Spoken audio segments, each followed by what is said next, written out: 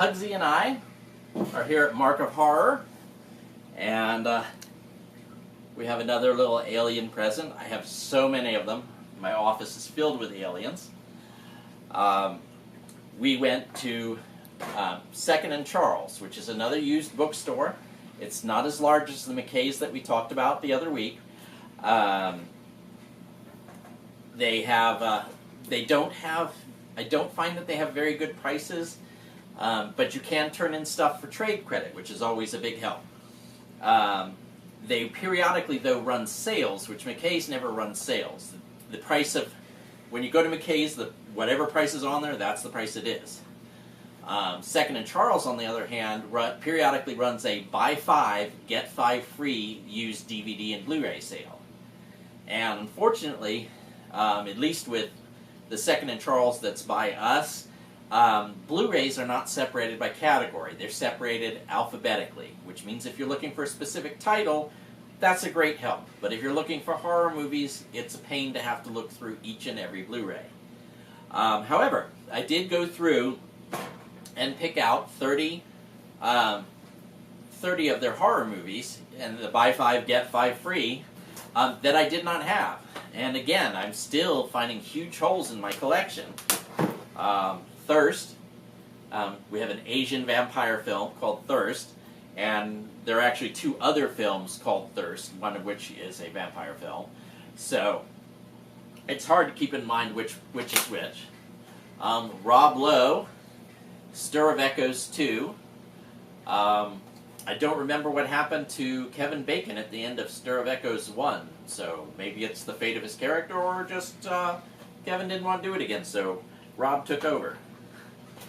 Hysterically, Quarantine 2 Terminal, which is actually a goofy, fun zombie flick, as opposed to Quarantine, which is actually a claustrophobic, scary zombie flick.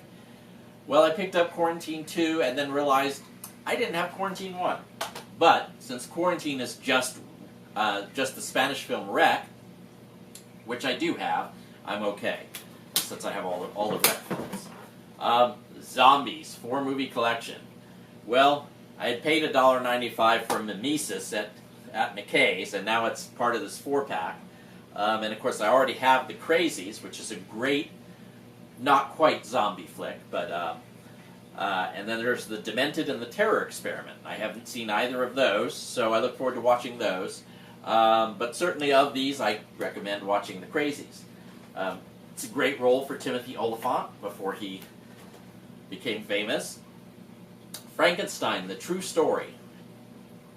The 100th version of Frankenstein that I have in my collection. This one with James Mason and Jane Seymour, David McCallum and Leonard Whiting and Michael Sarrazin, and Nicola Paget. And I'm guessing, both from the way that it looks and from the stars, that it was probably a TV production of some kind. But I look forward to watching it. Dean Koontz's Phantoms. Peter O'Toole in a rare horror role. Rose McGowan and Liev Schreiber before their appearances in the Scream series. And I look forward to seeing that. Because I have The Howling 1 through 4, here's 5 and 6.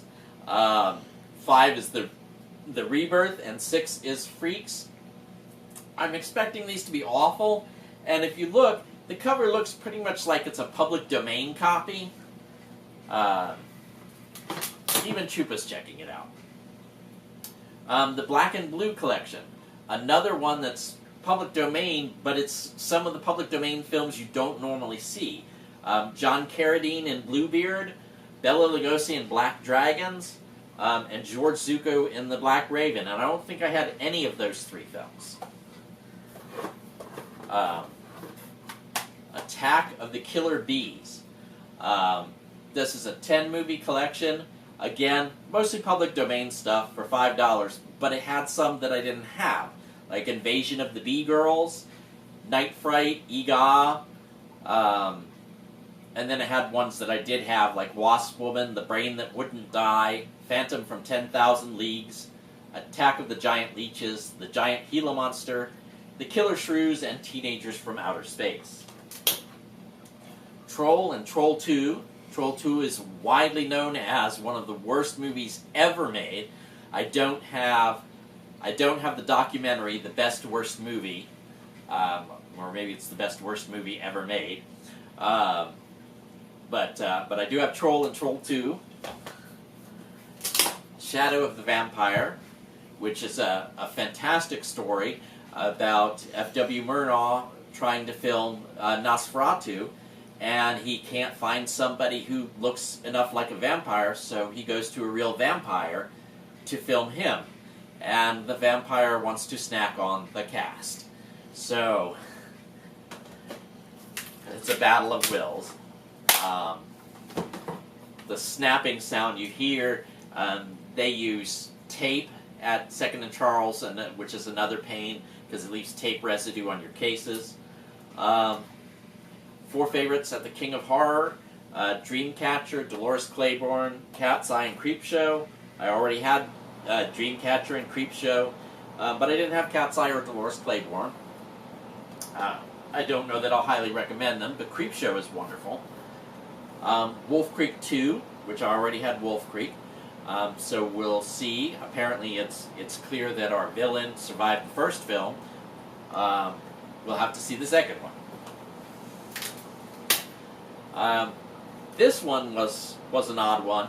There are a lot of Stephen King compilations around, and I already had Desperation, Storm of the Century, and Riding the Bullet, but Rose Red has gone out of print, and so this is pretty much the only place you're going to find it is in this 4-pack that they released a few years back. Masters of Horror. This is the series where they enticed famous horror directors to make their own short movies to show on Showtime, and this is the first season. It's very uneven. John Carpenter's Cigarette Burns is the first one that they list, and that one's great. That's a great film. John Landis's Deer Woman, it's enjoyable, and so on and so forth. Anyway, this is the entire first season, and it's a good watch. I Sell the Dead. This is a very funny film with Dominic Monaghan and Larry Fessenden and Angus Scrimm and Ron Perlman. And it's basically Burke and Hare, only if Burke and Hare were involved with the undead.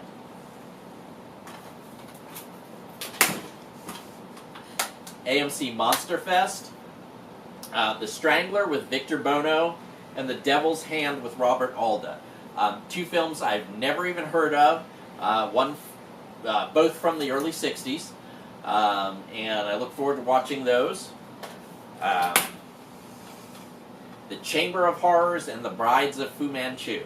The Brides of Fu Manchu is one of the better Fu Manchu offerings from Christopher Lee, but I already had it. I got this one for Chamber of Horrors, which is not too dissimilar from House of Wax and Nightmare of Wax, and so on and so forth. Studio Classics from 20th Century Fox, now that they're going to be owned by Disney. The Alligator People, which is a lot of fun, both to laugh at and to because the alligator mask is hilarious, but then the makeup is pretty good before you get the alligator mask.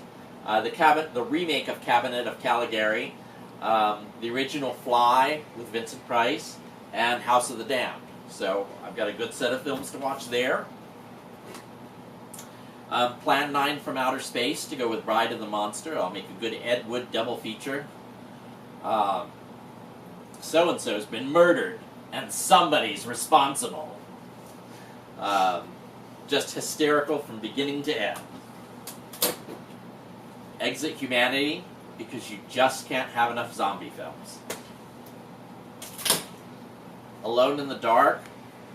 This is a terrible film. I really want Alone in the Dark from the 80s that has Martin Landau in it, Donald Pleasance. This one has Christian Slater and Tara Reid, and is, of course, one of the first films from Uwe Boll. Just terrible, but I didn't own it, and it was one of the free ones. Almost Human, film I look forward to seeing. Dracula from Frank Langella.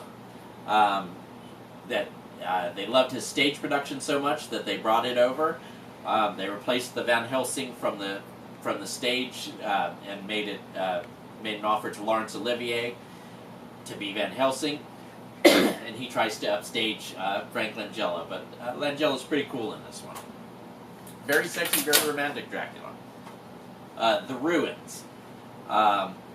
This is another film I really enjoy, but I really recommend that you read the book. The Ruins is a great beach read. The other one is The Relic. The Relic is a fantastic beach read that just made kind of a so-so movie, mostly because in The Relic, they dropped the best character in the book. He's actually a major character in the book, and they just cut him out of the book. But anyway, The Ruins is a lot of fun. Night Watch, to go with Day Watch that I had gotten earlier. A wonderful Russian film from Timur Bekmambetov. A 4-movie Thrills and Chills. Secret Window from Stephen King, which I already had. Ghost Rider, which I already had. But I didn't have The Bride, and I didn't have Mothman Prophecies. The classic Attack of the Puppet People. The Hitcher. This is the one with Sean Bean. I'll have to watch it again, but I do remember thinking that he did a really good job. Not as good as Rutger Hauer in the original, but Sean Bean was really good. And flipping the script and having it be a heroine instead of the hero that was in the first film sounds good. But I need to do a marathon because I bought earlier. I had bought The Hitcher 2, which was the sequel to the Rutger Hauer one, starring I believe Jake Busey, and I have not watched that one. And then the last one I got is American Horror Stories, which is actually kind of funny because the first one listed is Nightmare Castle. It's not an American film. Point of Terror, Horror Express, definitely not an American film. And so several of these are not American films, even though they call them American Horror Stories. But there are a lot of them I didn't have. I didn't have Don't Answer the Phone. I didn't have Bloody Pit of Horror. Bucket of Blood I had. Don't Look in the Basement, Driller Killer, Drive-In Massacre, Silent Night, Bloody Night, House on Haunted Hill, and Little Shop of Horrors. So it's basically a public domain collection, but it looks a little better. It's the usual Mill Creek, and they've got 4 films on 1 disc, so picture quality's not going to be fantastic.